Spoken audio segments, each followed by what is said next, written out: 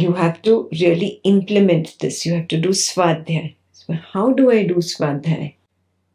He's saying recognize the superimposition again and again. And special care must be taken to recognize the superimposition.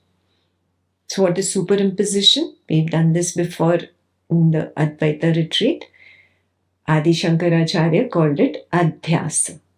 Adhyasa or Adhyaropa. That is superimposition. Superimposition in simple words, Adhyasa in simple words is, I see one thing and I assume that it is something else. The most popular example in these scriptures has always been the rope and the snake. I see a rope and I think it is a snake. That's the literal definition of superimposition. Superimposition means I think something has an attribute that it does not really have. For example, I think that the mirage is actually a lake and there is water there. So I'm assuming it has an attribute that it does not really have. It is superimposition is confusion between something which is real.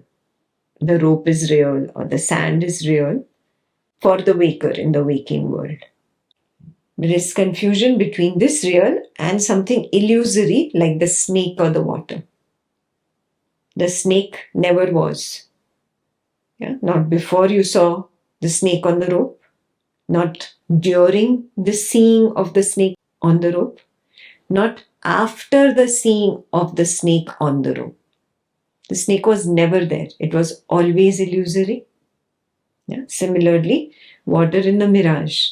It was never there before you saw water on that shimmering sand.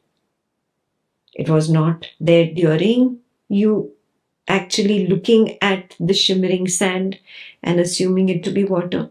It was not there even after you actually saw it as only sand. It was always illusory. Very clear? Before, during, and after. The water was always illusory. Before, during, and after.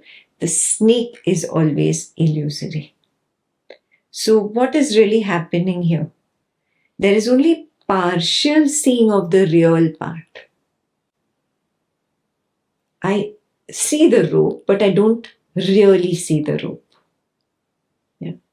I superimpose a memory of the snake on the rope. There's only partial seeing of the real part. In the desert, I am very thirsty. So I'm already thinking of I want water, I want water, I want water.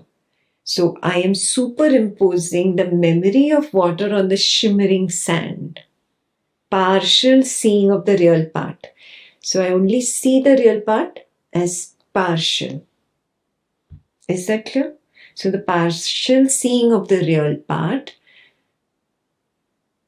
is overlaid by or superimposed by some past memory. Like the snake memory or the water memory. Yet the real part remains unaffected by the superimposition. That is very clear. Atmananda says that in life's activities, the characteristics of one are often superimposed on the other. Means not only do I superimpose the characteristics of body mind on the consciousness, I also superimpose the characteristics of the consciousness on the body mind. He's saying both are there and special care must be taken to avoid this.